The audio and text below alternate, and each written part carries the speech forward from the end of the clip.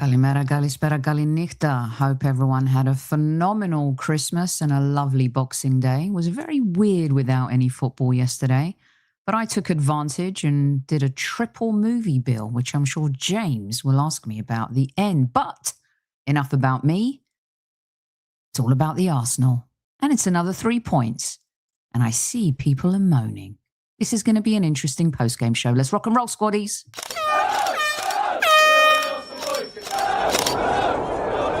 Mind the gap between the train and the platform. Please stand clear of the discussion doors. The next stop is Highbury Squad.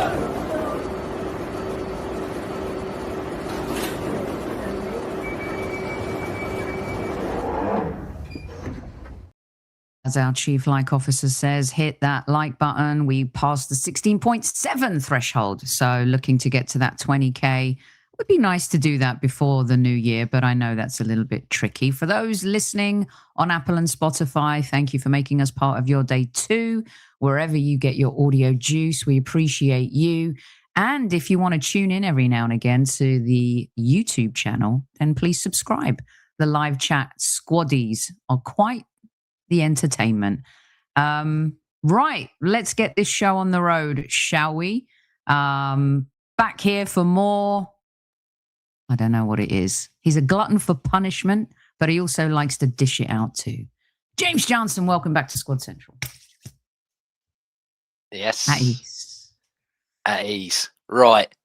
I won't do a monologue like I did, or like wrestling promo as I did last time. That went down quite well, actually. I know, yeah. Thank you, everybody. What I will do is I will preface, I think that's the word, isn't it?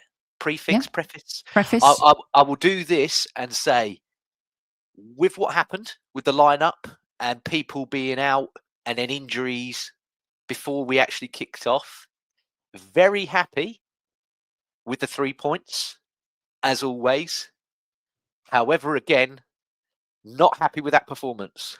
But I'll get that out the way at the start before people that join in and then chime in and give it all, oh, you're just unhappy that you don't win and everything. Delighted that we've got 3 points. However, do not like that we keep playing margins, Sophie. Fine margins. Don't like it. I'm sorry. I do not like when we keep playing margins every week. Okie doke. Excuse me. Got a bit of a frog in my throat here. Okay, James, I hear you. I hear you loud and clear, and I'm hearing the squaddies as well in live chat, and I'll read out some comments. Very interesting. Let's start at the beginning, shall we? We're terrible, cowardly tactics. Few times Brighton, now close to equalising. Well, that didn't happen. I love it when the comments come in before the game is finished. It's pretty spectacular. Mars Gunner says, I'm with James. We're playing with fire at the moment. Tebow says, we've lost a bit of control and tend to retreat after the first goal. This is a 2 or 3-0 game. Not a nervy, wasting time, busy, the corner flag type of game. Arsenal Manic says, well said, James. Gracia White, salute Sophie and James. Sophie, I hope the family is well. Thank you. Not too bad. Can't complain. Well, I could, but I'm not going to. Jonathan says, Arteta freezing our Waneri Eze Madueke already. Bino Giddon says, give Odegaard his props. I think we're going to. Demsk says, my only concern is how the second half in games is poor. In the title of this show, that's what I do. Make Band-Aid defense holds. But second half Arsenal rears its head again. Aditya says Raya is the difference maker, and then follows up with, how have we failed to convert every time we've had a chance to bury the game 4-1 or something, missed chances. Harvey, who loves to write in caps and annoys everybody in live chat. Saka must start passing. This is for the audio listeners. He's got 3 major points here. 1, Saka must start passing to Gyökeres. 4 occasions in the first half, he was in a goal-scoring opportunity. Saka does not pass. 2, Saka has to stop being so selfish. 3, our playground defending. All right. You remind me of that. What was the New Kids on the Blocks? Was it Step by Step? It's like step 1, Saka has to 2 chances. Ooh, Step baby. 2, Saka has to pass to Gyökeres. Don't get me started on New Kids on the Block, aka NKOTB. I must have taken my nieces to, I don't know, 20 New Kids concerts, and I know all the songs. I could sing Step by Step, do my Jordan Knight moves. It's a great song. Anyway, title number 14 says Arteta has to trust his squad for more. Martinelli and Jesus should have come on 10 minutes earlier. This is madness. Cincinnati, big up. OG really came through for us. Theo Johnson says killing games off has been drilled out of them early. And Del Hitchman says making hard work this again. Keep those comments coming in. Len says these performances are not sustainable. Let's talk about it, right? So something wacky happened, and Professor Mikel put this team together. The lineup went out, and the meltdown ensued. And these 2 images, courtesy of Under Armour and BR Sports. The one on the right, to me, reminds me of Minority Report. Where is my Minority Report? Mikel throwing tactics up on the screen. And then on the left, he looks like, a PE teacher who's scrambling to get his message across to his players. I can't believe the meltdown when the lineup went out. I'm not sure what fans are expecting considering the injuries, and to double down on that, not only were there injuries, but the fact that Calafiori was injured before the game even started, must have been carrying a knock. I can only explain it as such. But the starting lineup was Raya, Saliba, Nkapie, Calafiori. Miles Lewis-Skelly then stepped in for Calafiori, Zubimendi, Rice, Marino, Odegaard, Saka, Trossard, and Gyökeres. On the bench was Big Gabby, Jesus, Eza, Martinelli, Norgard, Madueke, Waneri, and Lewis-Skelly. James, it was a lineup that threw the Arsenal fandom into a tiz on social media. What did you... Hold on one second. Arteta is not a brave manager. He just played Declan Rice at right back. Now, some may say that's out of necessity versus being brave, but he still did it. I mean, the dude had no options. What's he going to do? He's not a brave manager. He had to be brave today. Anyway, I'm going to get James's take first. Yeah. Go on, James. Yeah, I mean, that was what Declan. I think I saw it flash up on Twitter X, whatever you want to call it now. I always call it Twitter. That's just how I am. Yeah, I think that's the first time he's played at right back since 2017 against Bournemouth for West Ham. And I think even then he come on as a sub at right back. I don't think he started that game. So, yeah, and he looked all right there. I mean, Declan Rice is one of those guys, isn't he? Wherever you want to put him, he'll do the job. Yeah, great picture. This is great. When you sent me this earlier, I loved this. I thought it was fantastic. I would love to credit whoever did this picture. It is a picture of Declan Rice dressed as a general, and he looks absolutely immaculate. He looks like he's leading men into war. It's a fantastic picture. Go on, James. Yeah. No, I mean, he had to, I don't know what else he could have really done there. I've seen people in the comments are saying about Salmon and what have you. I'm like, look, I love Marley Salmon as much as the next man. However, to chuck a 16-year-old kid against Brighton, who've got a few, tricky type of wingers out there and what have you, he might have played the game of his life, Sophie. He might have rose to the occasion and everyone would have gone, oh, my God, we found a player out there today. However, he could have got absolutely rinsed, and then you're all sat here going, why did he play a 16-year-old kid against Brighton? Do you know what I mean? It's that ifs, buts, and maybes.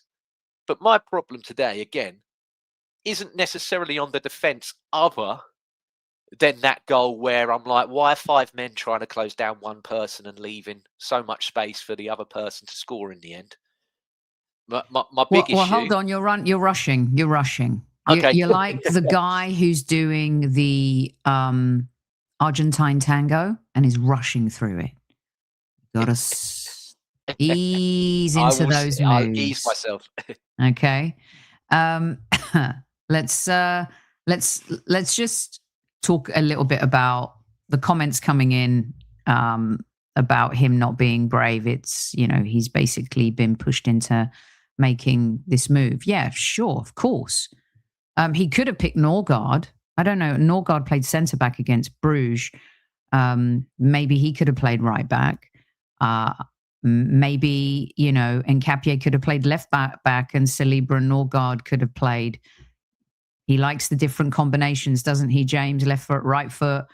But he was put in a pickle today in a really important game where once again the pressure was on us because Manchester City beat Nottingham Forest. And then your challenge with Calafiori having to come out, and then you throw Miles into the mix. I thought that we were brilliant in the first half.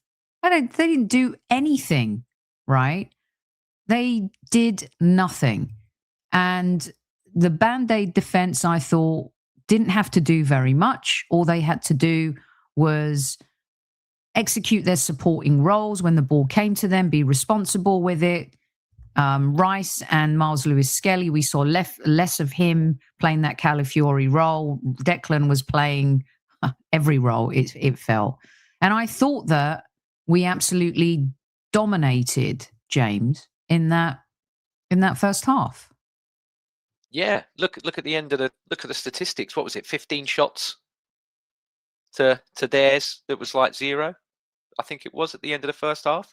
I think it was 15 shots, but 5 on target and what have you. Yeah, absolutely dominant display. But it's the same again as like it was midweek, Sophie.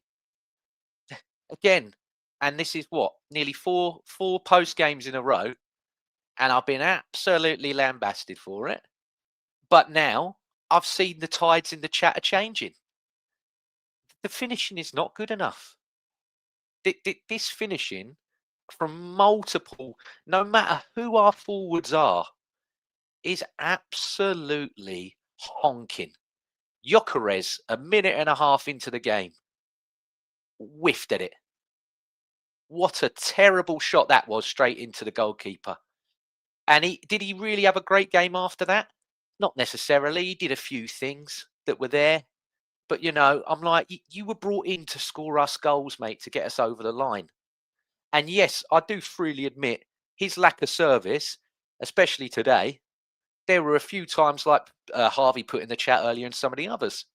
Saka and them are in great positions, but they've seen that miss, and they've seen misses probably over the last couple of games and gone, do I really trust him if I give him that ball? Is he going to score that if I really do pass to him? So, it's really difficult. I mean, Saka, again, some of the times there, made a few really bad decisions. Martin Odegaard for me today, much better. Brilliant finish as well. That goal was superb. The whole build-up, everything to that goal was immense. But then Trossard, he did a few good moves, mugged them off a few times, but that didn't really go great for him. Martinelli, when he comes on, look at that one right near the end. Whiffed. Absolutely whiffed. I mean, to get that over, it's harder to sky that than it was to... I watched it back and I've gone, how have you done that? How have you skied that from there? I'm like, that's the harder thing to do. Martinelli, you mean? Yeah. I'm like, how have you done that? And it, again, I hate saying it. I really do. But that has got to pick up so badly in the next couple. I mean, if this doesn't pick up by Tuesday, we could be in a real issue here. Okay, so let's talk about this a little bit more here, because first half I thought we dominated the game, as I said, and our finishing. It wasn't even about the finishing, right? Firstly, credit to the captain. This is a very James Bond-esque, actually Jason Bourne-esque image that I lifted off the Arsenal image, which is Martin Odegaard celebrating, his goal. Took the goal beautifully. The crowd asked for a shot. They got a shot and he whacked it in with his left foot. It was fantastic to see. It was also great to see Declan Rice grab his captain and point to him as though to say he's the man. And it was great to see Victor and other players giving the captain a big old hug. It was a brilliant finish and an excellent first half from Martin Odegaard. I felt like he was back to some of the best football. He was composed. He was finding and making probably more forward passes than I've seen him in a while. And the issue for me today, and I know people are going to, say to me, stop defending Victor Gyökeres. It's not just Victor Gyökeres, right? Today, we got ourselves in so many good positions. And today, for me, it wasn't for lack of effort. It wasn't for lack of, passing and moving and, making yourself available. Positionally, I thought there were times when we were off. But the passing part, right? To me, Saka, and I'm sorry, I know a lot of you probably won't be happy. I thought Saka was so good today and so wasteful. He got in so many good positions. He had the Brighton defense in his back pocket. His movement was brilliant. He was taking on, players, but he was so predictable and so wasteful. And those folks are going to go again and say Gyökeres wasn't in the right spaces, Gyökeres wasn't moving properly, Gyökeres wasn't doing this, Gyökeres wasn't doing that. Well, I'm sorry, but there were many opportunities, and I totally agree with Harvey, where Victor Gyökeres was in great positions and Saka did not pass to him.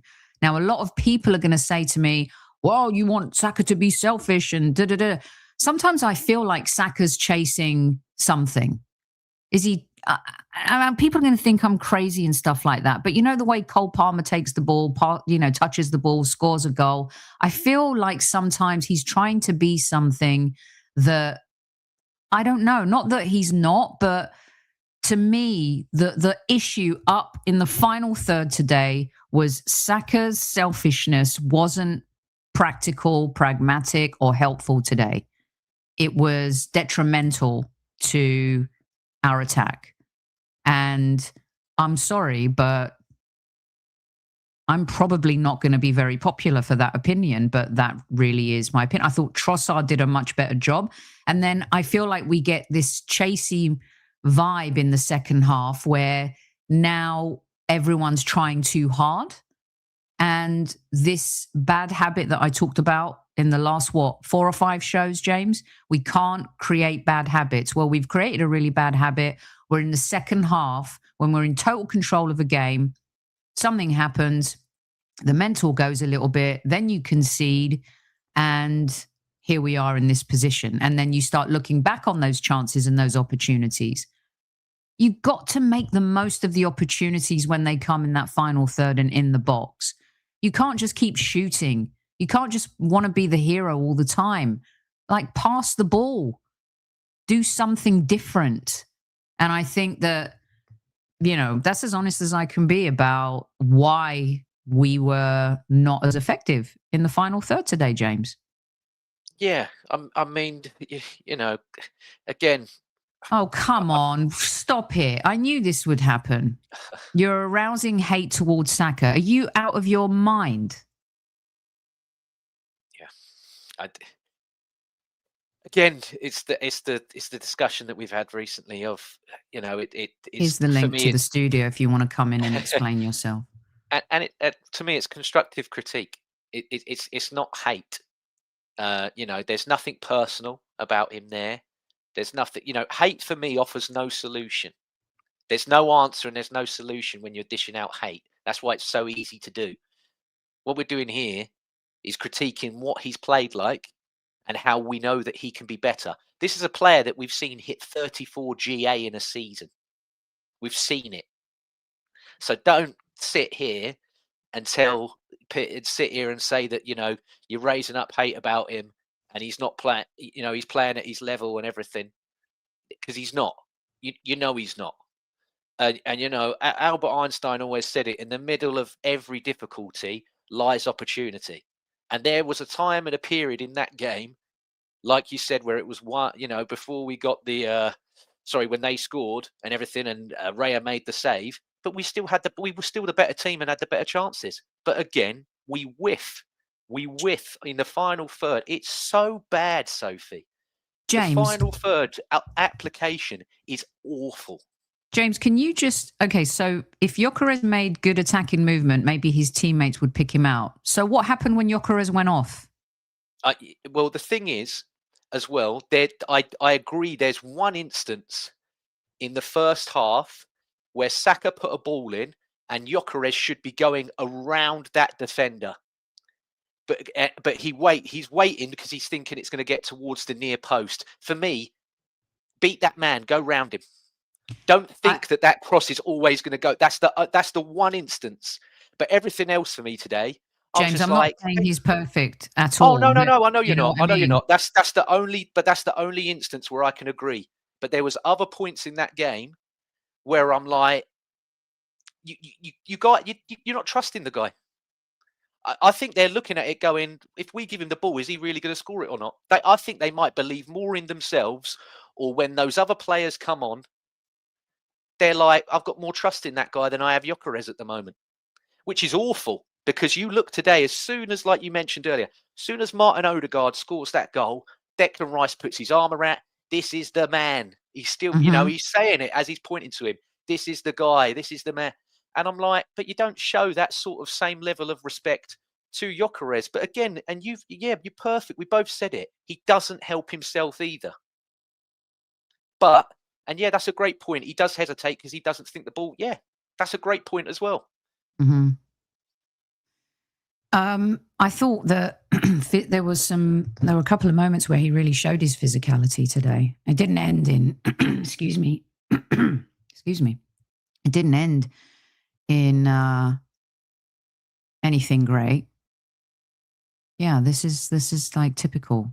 Gyökeres makes me miss Havertz. I think we need to start appreciating that this is a team sport, right? And for all the reasons some people might laud Jesus for the second half, making him safe, available, making runs, touching the ball, people should also do the same for Victor Gyökeres, taking defenders away from, Saka being triple marked, opening up spaces for the fact that Saka's got the ball so much and Trossard is because of Victor Gyökeres and what he's doing movement-wise in the middle. Should I go with him? Should I go with Trossard? Should we go and double mark Saka? And then for the same reasons Jesus gets the ball for what he does. Why can't we appreciate, right? And I've been asking for a plan B, that you've got this big physical guy who can take a lot of the heat in a game, take a lot of the pressure off the flank players, and then bring on someone like Jesus who can help you keep possession, help keep it tight. I mean, at the very end there, right? At the very end, James, we went, we broke and Jesus had the ball, he had a shot, and then he passed it back to, I can't remember who it was, maybe Martinelli, and they went to the corner flag. We could have passed the ball into the box and had a shot, right?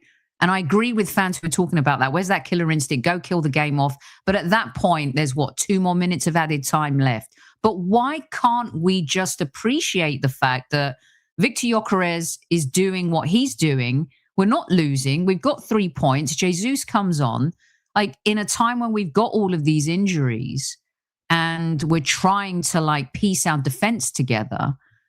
Our attack isn't great, but we do have options, and I think both have serviced what we needed in this match. I don't understand.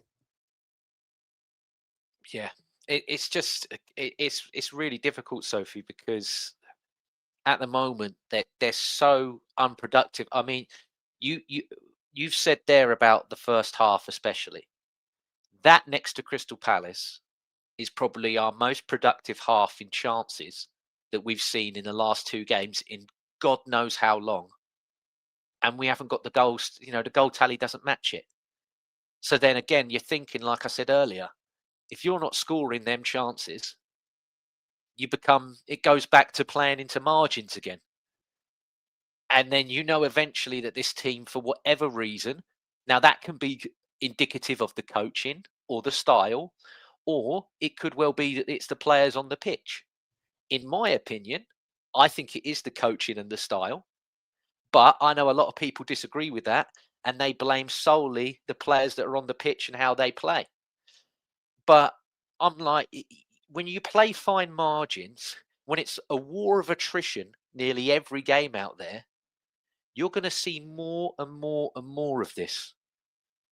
And people are looking, and again, Man City today, they didn't play well either. Let's not excuse that. They were very, very poor and got a win as well.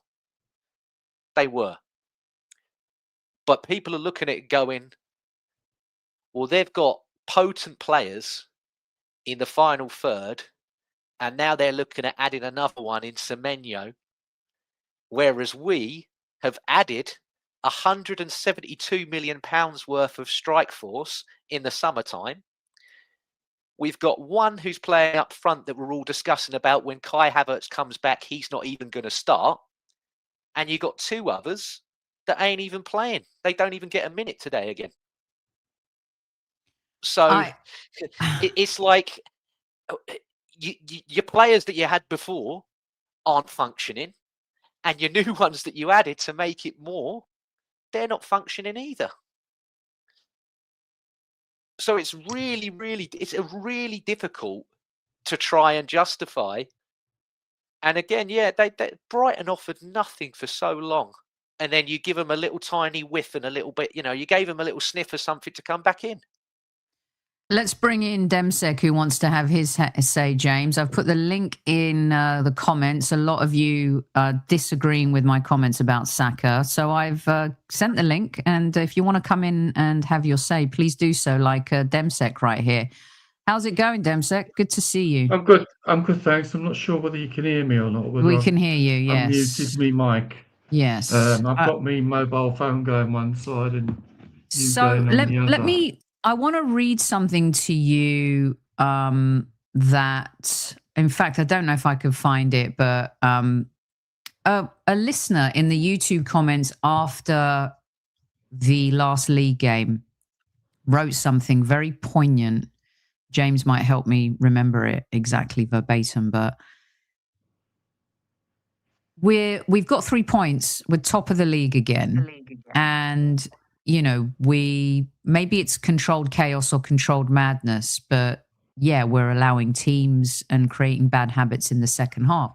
This fan wrote and said, I remember the days where we would get 3 points, win a game, and we'd go off to the pub and have a drink and be like, wow, okay, cool. The line would be, didn't play great, but we got the 3 points. Now we're dissecting and discussing everything. And this is the beauty of, having a YouTube channel where you could do that. But yeah. Demsk, aren't some games just meant to be that? Or are Arsenal falling into a pattern of, no, it can't be that and it's not that anymore? What's your say? No, I think that it's always been like that through the season. You'll come out, you'll possibly go in the pub or wherever you've managed to watch it.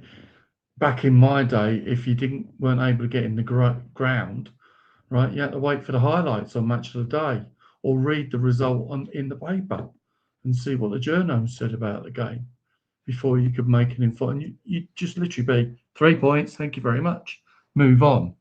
But while your show was on, I saw somebody else post that we are 10 points better off now than we were when we played these similar teams last season. So these last season were games where we really struggled. We played poorly for whatever reason, hectic schedule, whatever, but we're 10 points up. So another thing also about James saying, is it the players, is it the manager? I remember Super Kev saying, it's up to the players when they cross the white line. The manager sent them out. It's up to the players to use their footballing nous to realise that Brighton have made a change and to deal with it. So on the pitch, other than making substitutions immediately once other teams have made a substitution, Arteta doesn't really have much that he can impact on the game. Well, he does with his. Well, he can. I agree with you. Listen, I'm going the route I did last week. This team today proved to me that mentally they've got it, and they need to hang on to it at the most critical times. Because once again, Man City I'm going to keep saying it. If you want to not hear me keep saying the same thing, mute me. I don't care. Manchester City got a win, and like James said, it wasn't a pretty win, but they got the win. And today for us, once again, we were going second. We got to prove, right, that we're not rattled against a Brighton team in the past that has been a bit of a bogey team for us, and you don't quite know if those moments are going to rear their ugly heads. Well away. Yes. You know? Bogey team in Brighton, bogey team in Everton. There. I also... my views on Gyökeres are totally out at the moment. He's not good enough. He's great. Who is good enough? Who is good enough? Who's been good enough? Sorry, Demsk, I'm going to jump in and I'm going to challenge you because everyone keeps saying he's not good enough. Who's been good enough? Martin Odegaard scored his first goal of the season today. He had one assist. Bukayo needs to be scoring more. He's been great. Right. Trossard has probably been our player of the season. Jurrien Timber has been great. Zubimendi's been in and out. Declan Rice has been absolutely superb. Calafiori's been good. Lewis Skelly hasn't been good. Saliba's been a bit sketchy. Big Gabby was good before he went out. Gabriel Jesus has proved once again that he really can't score, even though he gets himself into good positions. Martinelli's been great in the Champions League, kind of average in the Premier League. Like, let's have it right. Yeah. So Gyökeres has had the vitriol today, right? And as far as I remember, he had one clear chance that he kicked at the goalkeeper. Yeah. Martinelli had basically an open goal, shanked it over the top. But nobody's really having a go at Martinelli about that. Saka cuts in the first half, shanks the ball over the top, when we've all seen him regularly kick them into the top corner. But it's Gyökeres that's copying it. So how many chances were created for Thierry Henry for him to score? My guess, I don't know the actual stats, right? But my guess is he probably had a conversion rate of every time the ball got to him about 3 or 4 times, he scored. Gyökeres is getting one. How the hell can you expect him to score? And one of our goals was an own goal again today. And the other worrying bit for me with Gyökeres, whether he's going to be good or not, is he comes off and the team changes because Jesus comes on and they're used to playing with him. And the ball starts getting passed to him. And the ball starts getting weaved around him, even though he's playing on the left and Martinelli's moved into the middle. It's literally, is it that it's his first season and the team don't know how to play with him? I can't make a decision. I won't be able to know until next season, at least. I think that we've seen glimpses. I don't know if anyone else has. There's a echo. Right, is it me? If you could just, if you've got the show on as well as you, so just mute yourself for a second. I think I've got it muted. Okay. That's muted and my phone's off. I think that we live in an instant gratification world. And when we've been crying out for a number 9 and a goal scorer, that we've put all of our eggs in the Gyökeres basket. And rightly so, we've invested in him, right? Like top by the media as well. Yeah, but it's not like he's missing chance after chance after chance. It's more of the case of how are we going to get the best out of him and how is this team going to operate with him? And I think it's a little bit of half and half. They're not finding him and he doesn't have the confidence yet to be demanding of the ball, to scream for the ball, to call for the ball. Timber's taken the ball off him twice in the last 3 games, and today Saliba got in his way, where it was really an easy... But he's got to be more commanding and call for the ball and say, that's mine. And I don't think he's found his voice. I agree with what James said, is that when Saka crosses, I think that's in the first half. At my age, things blur a bit. He should run in front of the defender instead of sitting behind him, right? He should have done that. But that happens in games. If that ball is coming to him regular, that becomes automatic. But when that ball's coming to him so irregularly, he doesn't know where to make the run. And the ball's not doing that. It's coming back for recycle, to go back round to be recycled. And, to try and invariably bring a low block out. Demsk, give us your summary for the squaddies. What do you want to say about this game? And we got Villa coming up, but what's your exit shot for the squaddies? First off, I'm going to say, accept it's 3 points, except that it was a shoddy result, right? Except also that we've now played with, I think it's something like 11 different back fours. How many other teams in the league have played with that? Except that we've played without a striker and we're still top of the table. All right. I like it. I like it a lot. Demsk, thanks for popping into the studio at ease, mate. Don't be a stranger. Demsk is an OG, always has some good points that he makes. James, by the way, let's talk a little bit about Madueke. Once again, does not get a game, doesn't come on. Waneri doesn't come on. Odegaard, I think, could have been useful in this game. Eza doesn't come on. Last game, I said it's with an eye towards this game. Then I said it's an eye towards this game. Now it's like, is it an eye towards Aston Villa? But Saka, I thought, save him, put Madueke on.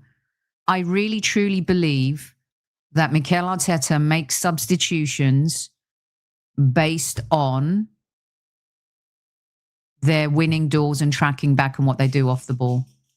100%. That's it. 100%. Yeah. And also, if a game is as close and as fine margin as that, he will always leave Saka or Rice on because they take set pieces. That set piece delivery, which again, it is elite level. We saw it today. I mean, the header from Ruta, what a banger. Yeah, it was a great header. If he could come in during the week and teach our strikers how to head like that, I'll be over the moon. What a finish. Superb header from him. Wrong net, but what a header. Brilliant. Bullet. But yeah, it's again, I hate it, Sophie. I see it every week from certain people where they're like, oh, the OOP, it does my nutting. What they do out of possession. And again, he don't trust them enough. He don't trust them enough off the ball. That's the thing. Brenny K, if you know him, shout him out. He does a lot of Arsenal podcasts. Brenny K, he's brilliant. He said the other night with me when we were on Arsenal Above All together, he said, I trust this squad, but I don't think Mikel Arteta does. And I think most fans are like that. I think most fans trust these players, the majority of them, but he still doesn't. Even after all he's been given, Sophie, he still don't trust every single one. Yeah, but isn't it fair? Isn't it fair that he doesn't trust Eza as much because of? You remember when people were screaming that Martinelli shouldn't start? The reason why Martinelli is in the side is because not only what he does on the ball but off the ball, right? And Madueke and Eza are kind of those trump cards. Remember those pizzazz plays we talked about where they could change a game on a whim? But it's just so weird that Madueke, for me, has proven himself, even though Eza got the hat-trick in the North London derby.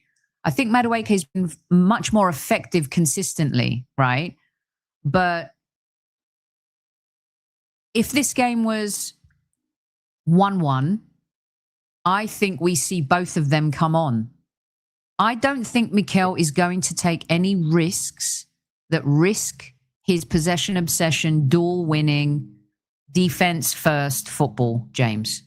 Yeah, look at Marino today. I thought Marino today was awful, personally. There were a few touches here and there at times, but other than that, I'm like, you're just a big guy, like you said a minute ago. You're just there because you win the ball back or you win it high up. But I'm like, you're not. He comes across to me as a better forward backup option than he does starting as an 8. I'm like, he's not as good as the player that, he's not good in the position that we generally bought him for. I thought he and he got to play a full game. He got to play a full game because, again, he trusts him to do the defensive work, or if an aerial bombardment comes from the other team, he'll head the ball out for him. He'll clear his lines. And again, there's nothing wrong with that. I mean, this is, he is a defense first manager. We've seen that. But he has got to do something about their severe lack of composure in the final third. So I can't keep saying it enough. We have 33 goals in 18 Premier League games. We're nearly halfway through the season and we've got 33 goals. If you extrapolate that over the full season, it's going to take us to maybe just under 70. And everyone in here knows that's nowhere near good enough to win you a title. Over the last 10 seasons, the lowest tally was Leicester with 68. The next lowest was Man City with 83. So we've got to get 85 plus goals, really, to look like you're going to win the title. And can anyone, well, Sophie, just quick, sorry. Can anyone really sit here and tell me in 20 more games that we've got coming up with the players that we have, not take additions out of it with the players we currently have, because we could go and do a madness and we could go buy somebody.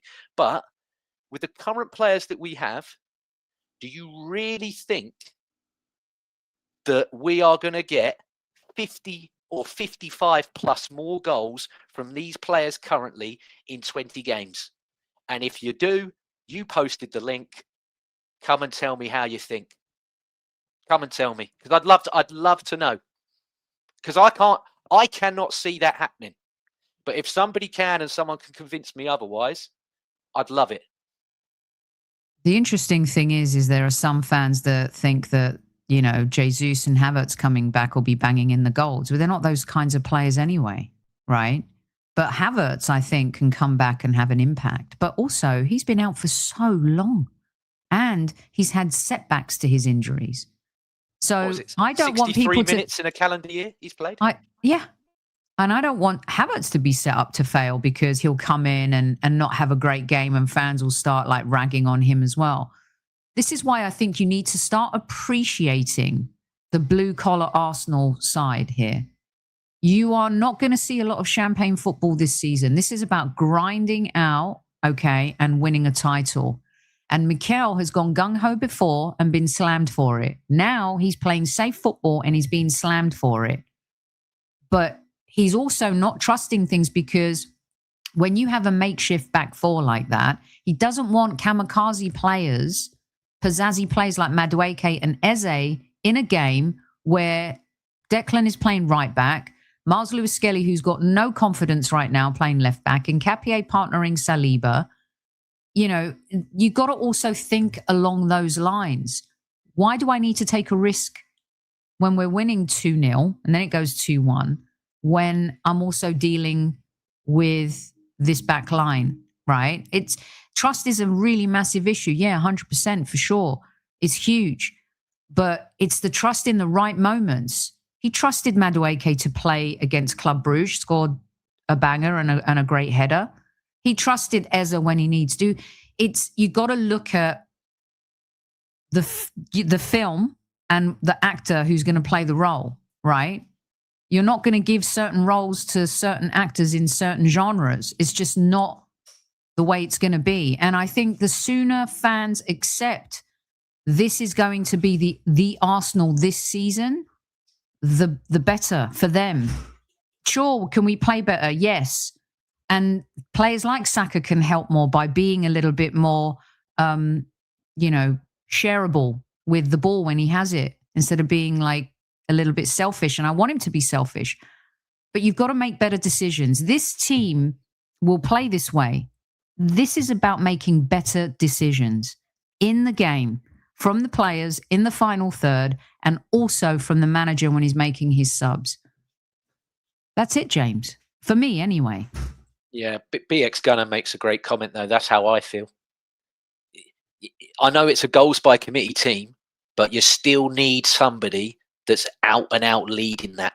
And then there's a support cast. I mean, I mentioned it last time, Soph, when we had 31 goals in the league. And I said Haaland and Foden have got 26 amongst themselves. So as a team, we had 31. Them two had 26 amongst themselves. You saw today, Haaland or Foden didn't score today. It was Reinders and Jerky. You know, they've got, like BX going to put there, there's figureheads, there's like a main title character, and then there's the supporting cast around them. And that's what we need. You know, if we're going to be a goals by committee side, then you need to see 10 from Saka. You need 10 from Trossard. Martinelli needs to get 8 to 10. Odegaard scored his first goal of the season today, and someone put, he scored your goal today. Why aren't you praising him? He was brilliant. He was excellent today, Martin Odegaard. Best game he's had in a long, long time. Wasn't my man of the match. I gave mine to Hincapie today, Sophie. I thought I thought Hincapie was class. At centre back and at left back, I thought he'd done his job, and I thought he was really, really good. I enjoyed his performance out there today. I mean, if Calafiori has sadly come down, and he's come down for a long time, then as much as I love Miles, I still think this guy should start ahead of him. I really do. I think this guy would be better at left back at the moment for this team than Miles will be. But yeah, you know, we just got to, like you said, blue collar, grind it, working it out and everything. But we don't have, it doesn't have to be these fine margins like I keep saying. We could have had this game done and dusted, Sophie, in that first half. Bit like how we spoke after Palace. That game could have been done and dusted. But the composure is so bad, Sophie. It so is bad. It is, but also we're very lucky because in every Premier League winning team, I think when you have the instability, you have to find a way to win.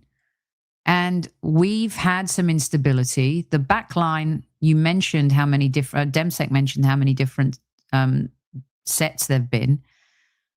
But behind them is a goalkeeper like David Raya. What a save.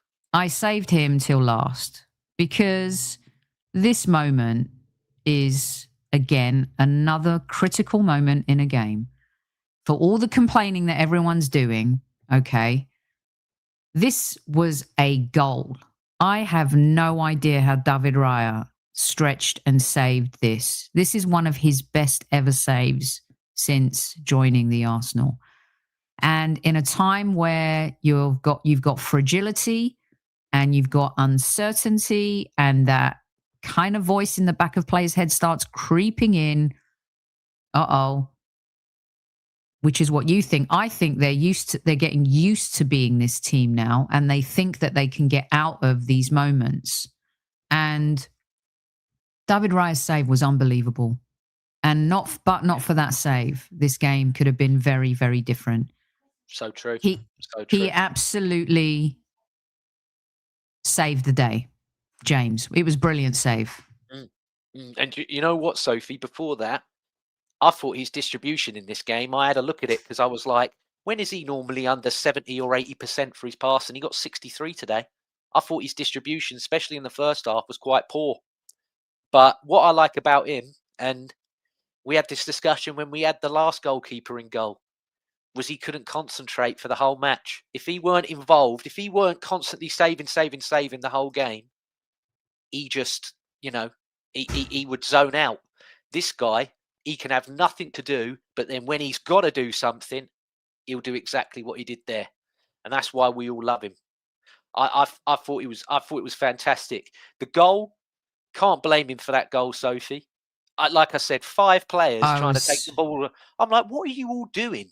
What are you all doing? And I know it's makeshift, and Demsk made a great point. I think it was 14 different back fours we've played all season. I believe it was 14 or 15 10, different back fours. 10.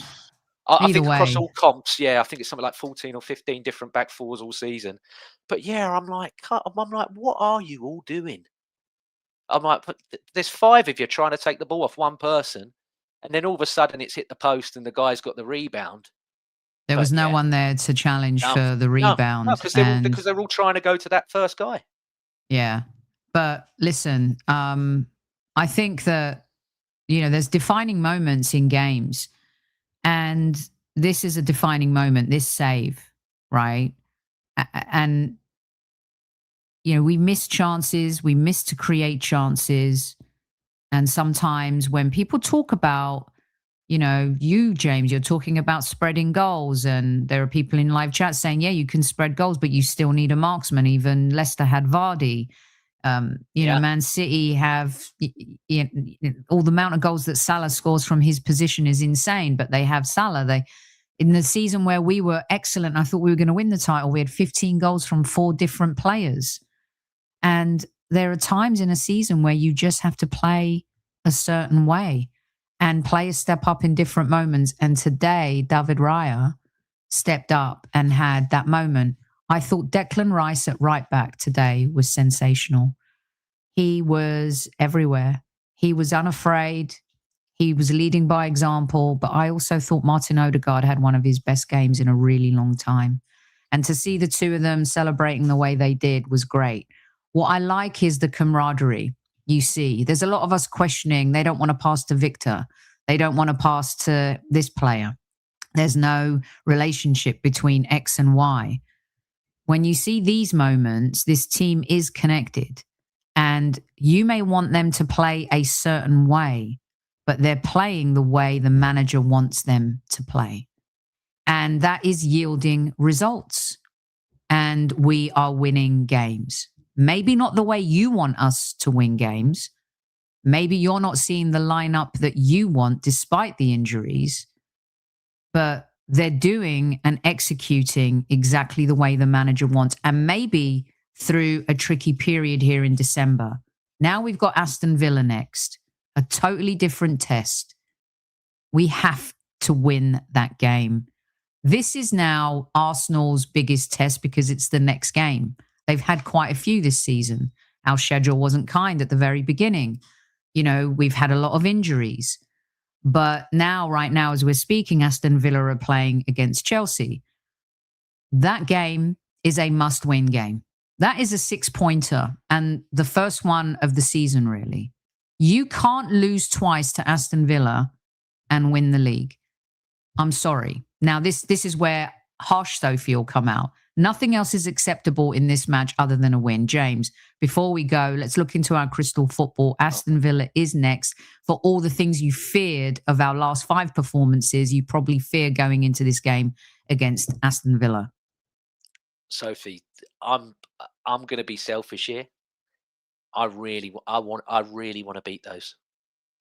Like after that game a couple weeks back, and how a lot of their fans piped up, and the way, Martinez and what have you and everything else. I'm with you. Again, till the end of the season, you're pretty much thinking you've got to win every single game because of just how, the form that Man City are on at the moment and what have you. You can't really afford to slip up. But yeah, I would love nothing more than to smash them on Tuesday night. Like, absolutely. Just do not make yourselves feel like you filled up there. I mean, if you got to pin that picture of all of them with their head in their hands and everything as motivation or what have you, just put something, you got to. Kevin always used to say it, Sophie. I know we always quote Kevin in a show together, but you got to punch them in the mouth. Absolutely. Give them a punt nice and early as well. Within that first 10 to 15 minutes, make Aston Villa go, whoa, hang on a second. I'm like, give them an absolute wallop in the face and then go from there. Like, absolute how we played against Palace, and today even in that first half, give me more of that, where it's front foot, chances, but fucking take them. Don't waste them against Aston Villa. Like, I don't think we'll smash them to pieces. I think it will be maybe, if you're asking me for a score prediction now, I'll say probably a 2-0 or a 2-1 again. But just absolutely nice and early, just give them a smack. I beg. I think what's important here is that we get the 3 points. Again, I'm comfortable with an uncomfortable game playing this way that a lot of fans are turned off by. I don't care if it yields 3 points against Aston Villa. Mikel Arteta cannot allow Emery to beat him again. He just cannot. If he wants to win this title, we've got to beat Aston Villa. And Emery's runs do tend to come to an end. And then after that, they tend to dip his sides. We can look back to our 22 unbeaten run when he was manager. You can look to other seasons in the league. It happens to Emery and some of his teams. And I feel like if Chelsea get a win against them today, they could go on a little bit of a dip, lose 2-3 games in a row. So we're deeper as much as we have injuries. Let's hope Timber's back. Let's hope Calafiori's back. And I go again. I roll the dice with Victor Gyökeres. I play Trossard. I play Saka. You got Zubi, Odegaard, and Rice in midfield. And hopefully Timber and Calafiori are back and Big Gabby can start a game. If he can't, then I'm happy for Nketiah. I think he's been solid, absolutely. So it's huge. It's massive for us. And we've got to show everyone that we're prepared and ready for this, and we'll take the victory and we'll send a message. And, you got to stop players like Morgan Rogers from doing their thing. And he's been the X factor. He can change a game on a whim. Some of our players who can change a game on a whim haven't been doing that as much lately. So I think it's our biggest game of the season so far. So, James, I think that's everything other than your player of the match is Nketiah. My player of the match is David Raya, with a close second of Declan Rice and Odegaard together and Nketiah. I feel for Miles Lewis-Skelly. I thought he didn't have a great game, and it was one that he could have come into and shown something a little bit different. Gets a yellow card for delaying the throw.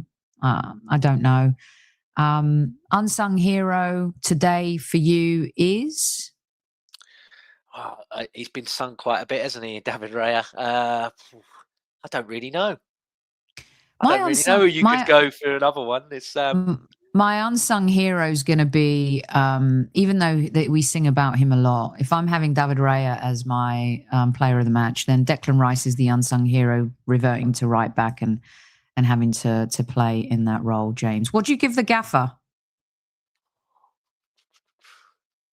I mean, look, I'll bump him just from the point of view of that he had his whole original game plan ripped to smithereens, and he had to make a big call. He made it, and at the end of the day, he still got his result. So I will give him a 7 out of 10. I'll give him a 7. Okay, 7 out of 10 from LL Cool James 91, where you can follow. I am going to give the gaffer an 8.5 out of 10 today. We're not, whatever happened to Timber, we don't have quotes yet from his presser, but we'll discuss it on the next show. Let's hope Timber. Load management stuff, Sophie, is what load management. That was mentioned. Yeah. That was mentioned, but I didn't hear it from him. Then Calafiori goes out after the warm-up, had to realign, had to reinvent the wheel there a little bit with how we were going to play. Solidly picks Trossard and the front three, I think manages the game really well, considering Manchester City won. Gets an 8.5 for me. I think he was right not to bring on Madueke and Eza in this match. It wasn't needed. It wasn't that type of game. I think you'll see those plays against Aston Villa. I think we'll be under much more pressure than we were. Brighton scared us for 20 minutes in the second half. We were pretty much in control of that match. And I just feel that, overall, we managed that game really well and take the 3 points and move on. Sure, performances have to improve as the season goes. There's no doubt about it, because we're going to play better team. So how is this team going to show up against a better team? Got to take our chances. But I thought the manager handled this match well, and 3 points is what matters. So, yeah. All right. Thank you, everyone. Not a lot of brave folks coming into the live chat today. I wonder why. If you missed, this is your last chance today to see my 12 Days of Christmas Arsenal, in case you missed it.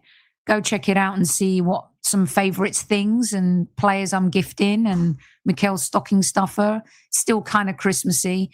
Today will be the last day and the last opportunity to watch that. So would love the support to go and watch our little series, which was fun with the guys. And and look, we got another 3 points.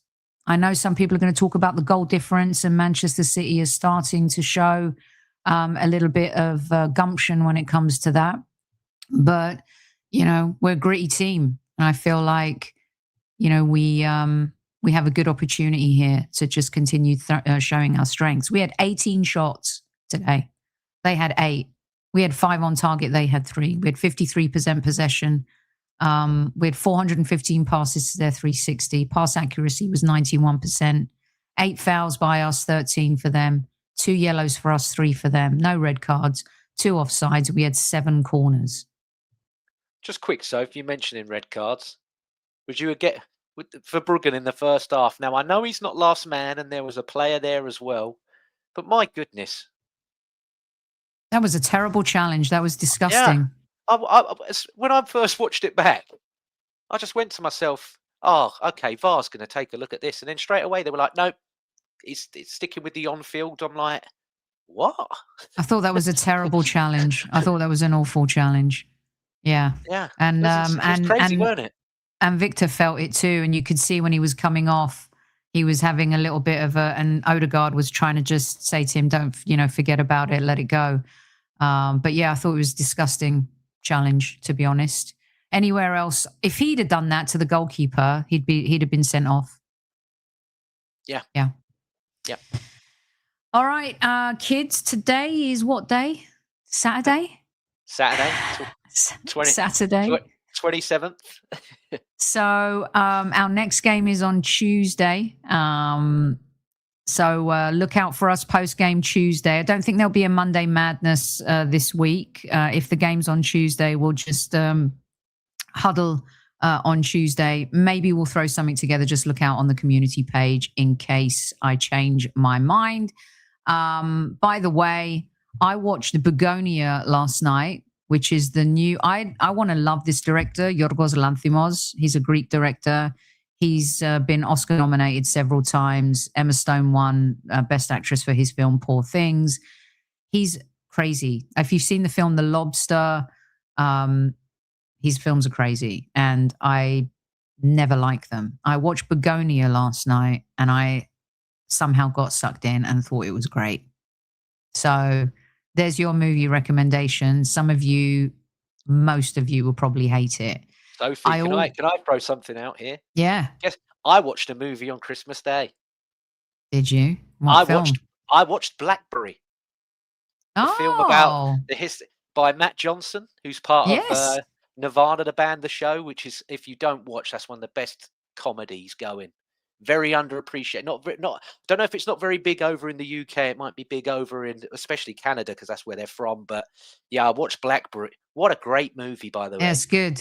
Really enjoyed it. I was sat there thinking, I went, yeah, Christ, 45% of the world had a BlackBerry. and now there's none. I'm like, that's insane. When I sat back and read that, I was like, holy shit, yeah, no one's going. I was like, where did Blackberries go? I used to love my BlackBerry. What a time. What a gadget. We all had one. Oh, gosh. And then some. I had two at the time for work and then my own one. But, oh, my God, yeah. It's a good film, actually. Yeah, it really is. Very funny film as well. It's it's serious when it needs to be, but the comedy elements as well. Really funny movie.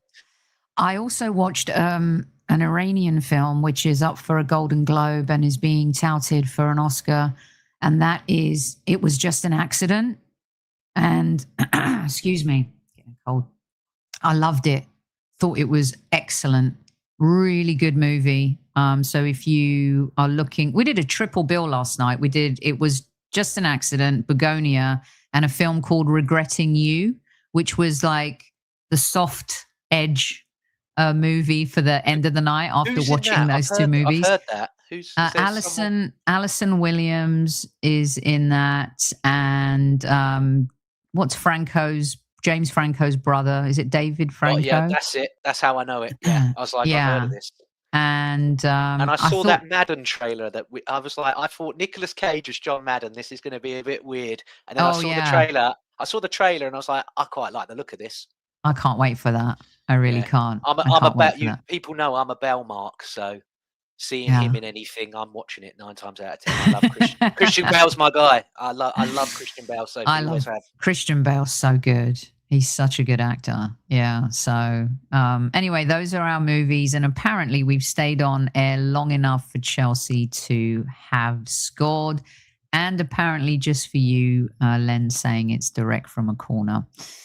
All right, that's it, kids. Try to find joy in this victory.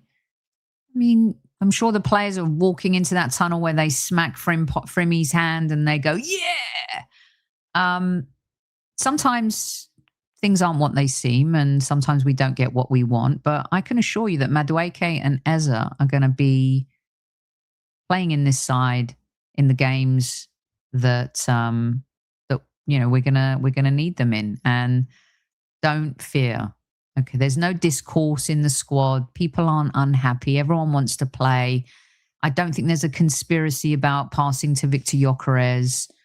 I just think that we're playing to win a title, and it's getting really heated because Manchester City are doing well as well. So give me however many more of these and I'll be happy to win the title. I get it.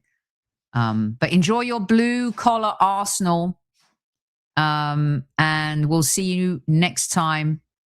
Don't forget to tell your loved ones you love them. Squaddies at ease. James, thank you so much. Follow James at LLCallJames91 and look out for his Purely Arsenal podcast as well, kids. We'll see you soon.